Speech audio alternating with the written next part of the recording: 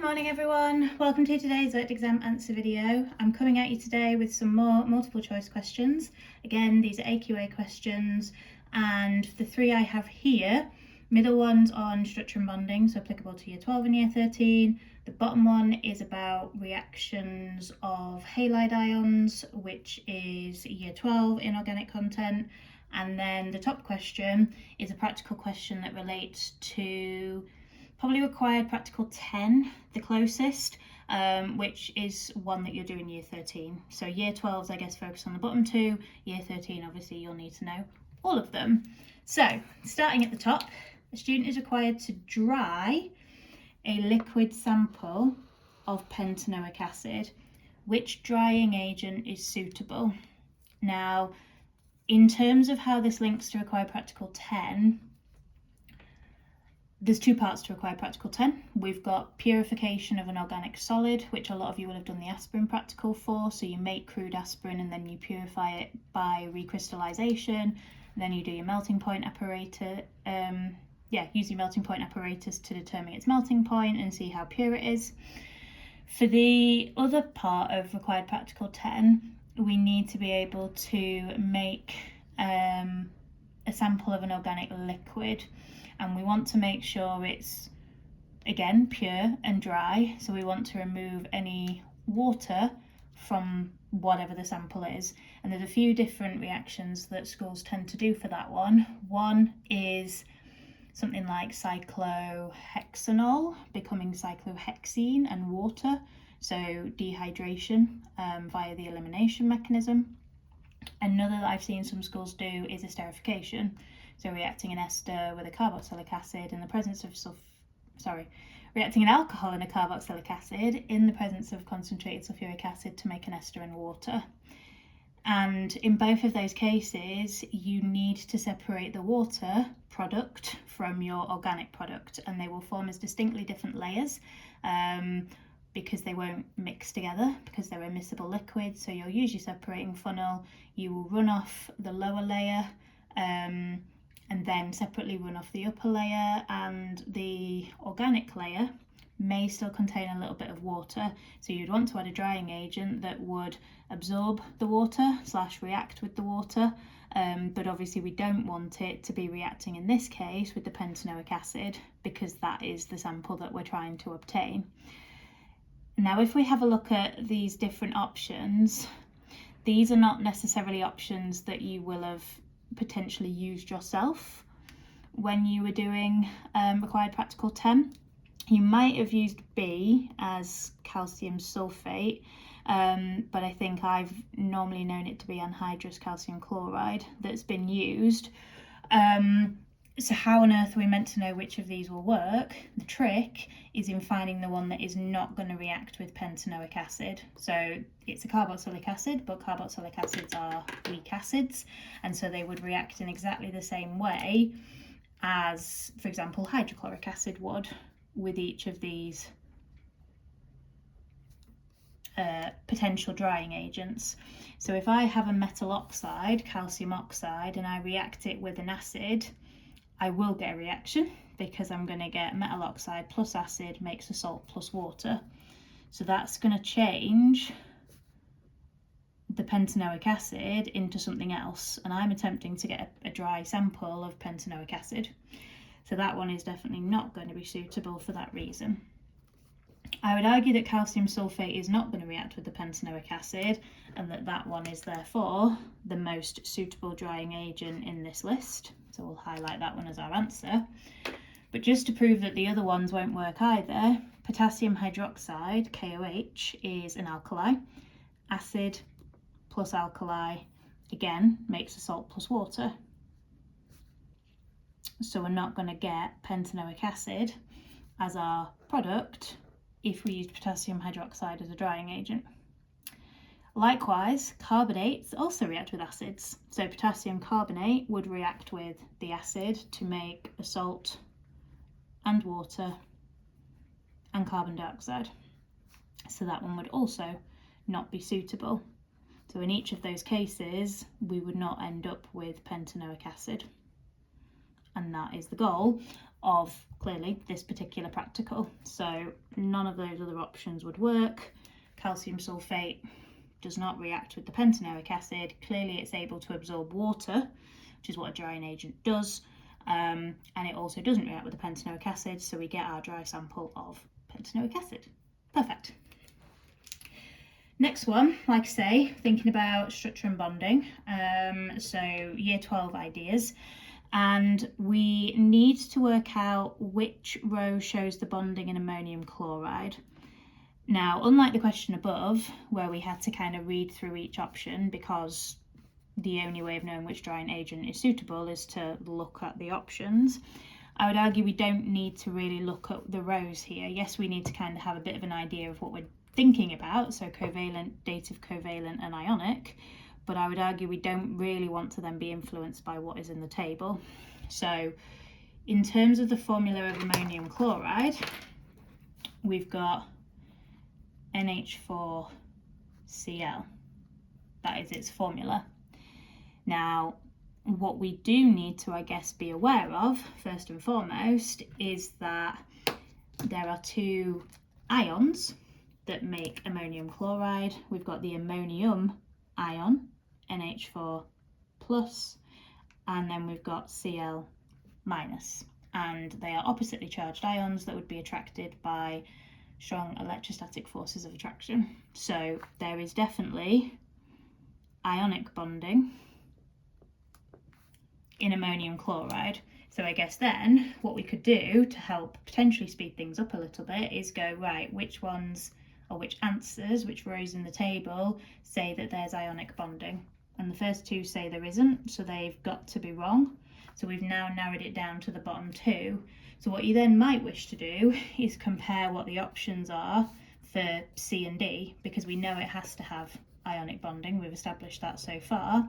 So it either only has ionic bonding and nothing else, or it has all types of bonding, which possibly feels a little bit like, ooh, how can it have every single type of bonding? But what we now need to think about is, how do we get an NH4+ ion? And that actually comes about when ammonia, NH3, forms a dative covalent bond with a H+ ion, because the nitrogen of the ammonia has a lone pair that it can donate into the empty orbital of the H+. So when they bond together, rather than nitrogen sharing one and hydrogen sharing one, the nitrogen will share both, the hydrogen will share none, but they are still sharing a pair of electrons. And that is what we mean by a dative covalent bond. Now, you might have heard of it as a coordinate bond. It means exactly the same thing. Clearly, we need to be aware of both terms here. So at that point, we now know that it can't be D, because D doesn't suggest that there is dative covalent bonding, and therefore we don't need to go any further. However, let's say you didn't start with ionic bonding. It might be that just recognising that it's got dative covalent isn't enough. That would also suggest it has covalent bonding, because every row where dative covalent is ticked, covalent is also ticked. So again, that might save you a little bit of time. But in terms of where the covalent bonding is, we're not quite done yet, because ammonia, NH3, is made up of two different nonmetals, so nitrogen and hydrogen, and each hydrogen will share a pair of electrons with the nitrogen, and so that is normal covalent bonding. And that is why the correct answer for this question is C. There is every single type of bonding possible in ammonium chloride. So we do need to be aware of the formula for ammonium chloride, which I'm sure lots of you will remember, based on the fact that ammonium is positive and chloride ions are negative. So immediately you know it's ionic. Then it's a case of knowing that NH3 reacting with H+ is quite a common example of a dative covalent bond to form the ammonium ion, but then within the ammonia itself we have our covalent bonding. And I appreciate there's quite a lot going on there, but hopefully you can see how I've been able to break that down. And then finally, we've got a group 7 question, Thinking about the reaction of solid sodium bromide, so the key thing is that we've got bromide ions. Different halide ions will react with concentrated sulfuric acid in different ways. And we're looking at which statement is correct. Now these, in my opinion, are some of the worst questions because, a bit like the top one, we have no choice but to read every single option here and try and figure out which one is right. And again, AQA are not silly. They know the sorts of things that students will kind of mess up, and so they've put some of those options in here for definite. Now what we do need to be aware of is that the bromide ions, first and foremost, that they can reduce the sulfur in the sulfuric acid. So this content is thinking about the oxidizing ability of the halide ions. No, it's not. It's thinking about the reducing ability of the halide ions. My apologies. The reducing ability because we're thinking about how well they can reduce something else and in the process be oxidized. So the best halide ion in terms of its ability to be a reducing agent is the iodide ion. So the iodide ion will reduce the sulfur in the sulfuric acid the most. Chloride ions can't reduce it at all. Bromide ions sit somewhere in the middle. So this is where we do need to know what products we get in the reaction between the bromide ions and the concentrated sulfuric acid. We also need to be aware of which is being reduced and which is being oxidized. Therefore, what the role of the sulfuric acid is, what the role of the bromide ions is. Otherwise, we're going to get really stuck on a question like this. So, bromide ions are reduced. That is not true. And if you're not sure whether that's true or not, we're starting with Br- ions. And the only other thing that we really know that bromine can do is be an atom of bromine.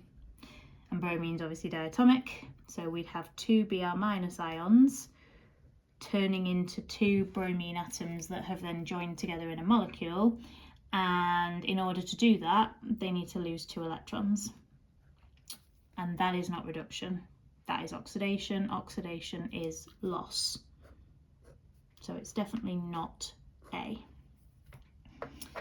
Hydrogen bromide and sulfur are formed. Yes, hydrogen bromide is formed, and that would be formed in the acid-base reaction that would also occur between the bromide ions and the concentrated sulfuric acid, because it's not just redox reactions that we need to be thinking about. So hydrogen bromide would give us steamy fumes as an observation. Sulfur is a potential product formed when the sulfuric acid is reduced, but the only ion that can make sulfur is the I- ion, because that's the best reducing agent. And so half of that statement is right, the other half is wrong, so overall it is wrong. C, sulfuric acid acts as an oxidizing agent. Well, if the bromine is being oxidized, the sulfuric acid in a redox reaction would then have to be reduced, because you can't pair two things that are being oxidized together. Likewise, you can't pair two things being reduced together. So if sulfuric acid was acting as an oxidizing agent, it itself would be reduced.